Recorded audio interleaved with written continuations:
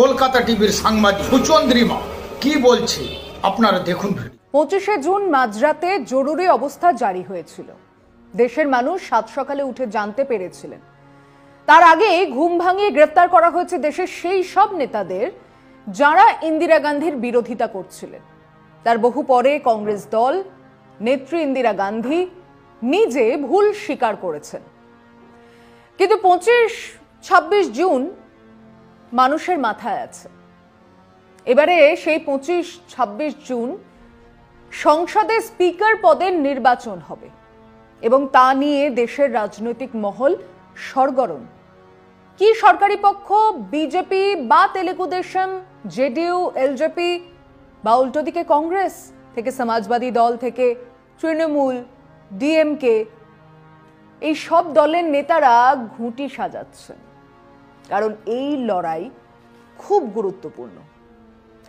কি বিধানসভায় কি লোকসভা বা রাজ্যসভায় স্পিকার পদের এত গুরুত্ব কেন? এমনিতে সংখ্যাগরিষ্ঠতা থাকলে তো স্পিকার শাসক দলের নির্দেশ অক্ষরে অক্ষরে মেনেই চলে। ইন সবকো সাসপেন্ড করতো, নির্দেশ গেল, পালন করলেন স্পিকার। মহুয়া মৈত্রকে বাহার নিকাল দো, পালন করেছেন স্পিকার। রাহুল গান্ধী কা সদস্যতা পদ খারিজ করতো, স্পিকার সেই নির্দেশ পাঠিয়ে দেবেন সংসদের সেক্রেটারি জেনারেলকে। তা তামিল হবে, হয়েছে। তার মানে সংখ্যাগরিষ্ঠতা থাকলে স্পিকার হবেন শাসক দলের। HMV, his masters voice. খেলা জমে যায় যখন সংসদে মিলিজুলি সরকার চলে, যখন কোনো একটি দলের সংখ্যাগরিষ্ঠতা থাকে না, তখন স্পিকার হয়ে ওঠেন বেশ এক কেষ্টবিষ্টু মানুষ। বিভিন্ন রাজ্যে এর উদাহরণ আছে।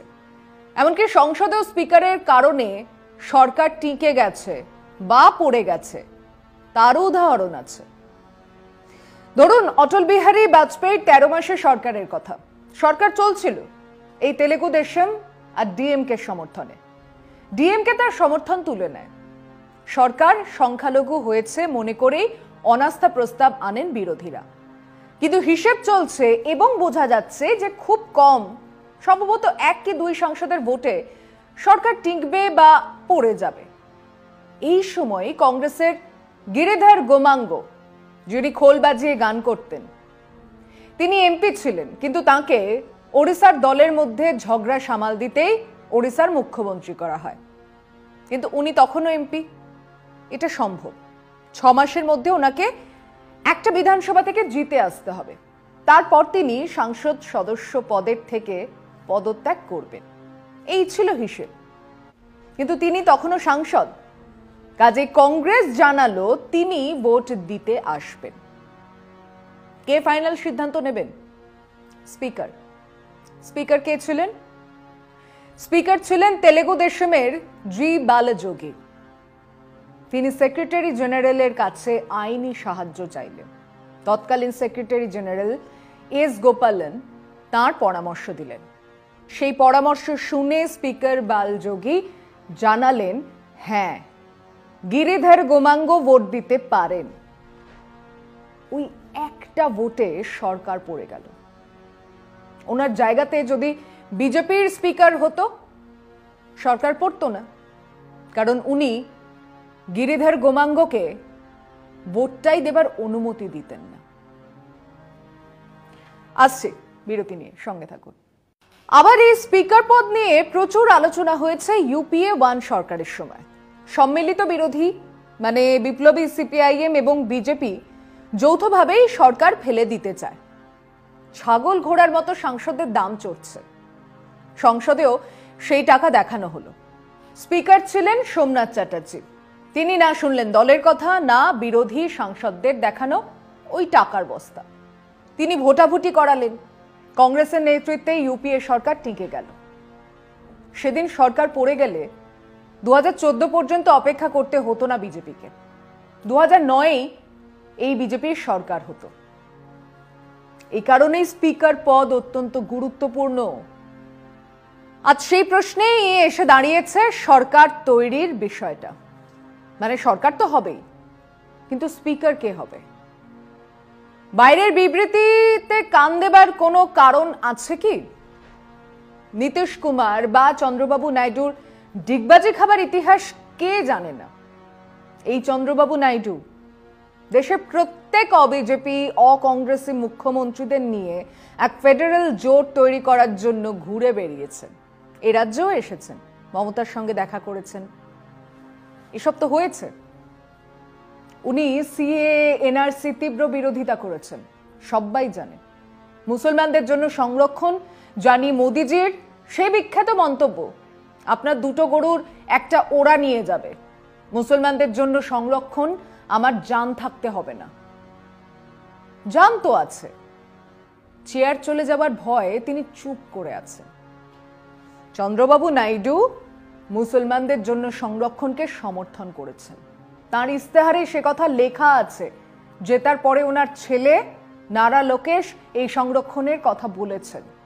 কাজে উনিও জানেন বিজেপির কাছে স্পিকার থাকলে বিজেপি দল ভাঙবে, বিভিন্ন দল ভেঙে 272-এর ওপরে যাবার চেষ্টা চালাবে।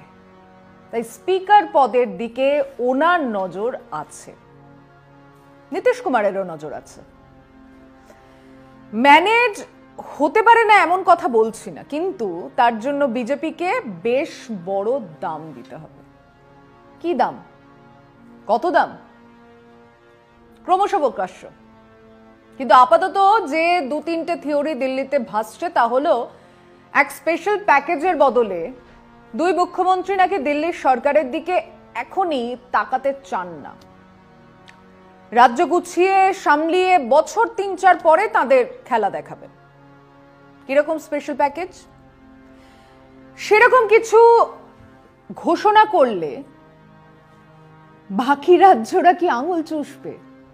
সেখানে তো প্রবল বিজেপি বিরোধী হাওয়া উঠবে। তার কি হবে? শোনা যাচ্ছে ঘোষণা করে নয়, ঘোষণা ছাড়াই বিভিন্ন প্রকল্পে বরাদ্দ বাড়ানো হবে, বিভিন্ন প্রকল্পে অগ্রাধিকার দেওয়া হবে।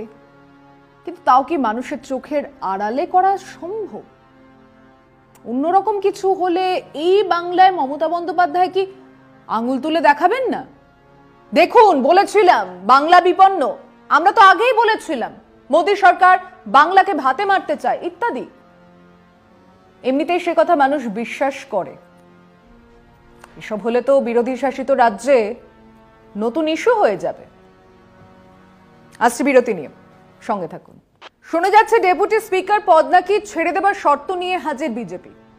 ডেপুটি স্পিকার একমাত্র স্পিকার না থাকলেই পূর্ণ ক্ষমতা পেয়ে থাকেন, কাজে সাধারণভাবে ডেপুটি স্পিকার দেওয়াই যায়। কিন্তু প্রশ্ন হলো, নাকের বদলে নরুন নিয়ে নীতিশ নাইডু কি খুশি হবেন? কিছুতেই না। তাহলে এরকমও শোনা যাচ্ছে যে নীতিশের নজর এবারে রাষ্ট্রপতি আসনের দিকে, সেই গাজর নাকি ঝোলানো হয়েছে।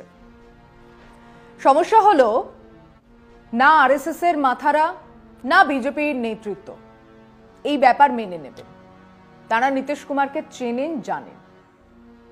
একটা নাম ভেসে আসছে, ডি পুরন্দেশ্বরী। কংগ্রেস করতেন, সম্পর্কে চন্দ্রবাবু নাইডুর শালী। 2014-তে বিজেপিতে যোগ দিয়েছেন। দুটো কারণে এটা নিয়েও প্রশ্ন আছে বিজেপিতেও। তেমন সমস্যা হলে এই পুরন্দেশ্বরী যদি দলের কথা না শুনেন, কিছুই তো করার থাকবে না। মাথায় রাখুন, স্পিকার মানে দল বিযুক্ত পদ, তার উপর দলের হুইপ ইত্যাদি কাজ করে না। তিনি দলের নির্দেশ অগ্রাহ্য করলে কিচ্ছুটি করার নেই। আর মাত্র 2014-তে দলে যোগ দিয়ে স্পিকার পদ, এটাও তো ঠিক বিজেপি সুলভ নয়। সব মিলিয়ে স্পিকার পদ নিয়ে বিস্তর গোলযোগ না বলে ক্যাচাল চলছে বলা ভালো। এবং একরামে রক্ষে নেই সুগ্রীব দোসর, বলে না, সেরকম বিরোধী দলের তরফে জানানো হয়েছে তারা স্পিকার পদে তেলেগু দেশম বা জেডিইউর প্রার্থীদের সমর্থন করবেন যদি তারা প্রার্থী না দেন। তাহলে স্পিকার পদে বিরোধীরা তাদের প্রার্থী দেবেন। কিন্তু তিনি কে? কেউ জানাননি। বিরোধীরা তাদের তাস লুকিয়ে রেখেছেন। এবং আমরা অবাক হয়ে দেখছি এসব সামলানোর জন্য বিজেপির অস্ত্র তো আছেই, ইডি পাঠিয়ে সিবিআই পাঠিয়ে ধমকে চমকে সামলাতে তো পারতেন, অন্তত একটা চেষ্টা তো করতেই পারতেন। সে চেষ্টা করেননি। কেন? কারণ তাদের হাতে সেই ক্ষমতা নেই, এখনো স্পিকার পদ তাদের হাতে শিওর নয়, কাজেই তারা দম ধরে খেলছেন। অত্যন্ত জমজমাট কবাডি খেলা চলছে, দম ছাড়লেই দুম পটাশ। 25 কি 26শে জুন আবার ভারতের ইতিহাসে আরেক নতুন অধ্যায় লিখবে। দেখা যাক। আজ এ পর্যন্তই। শুভরাত্রি।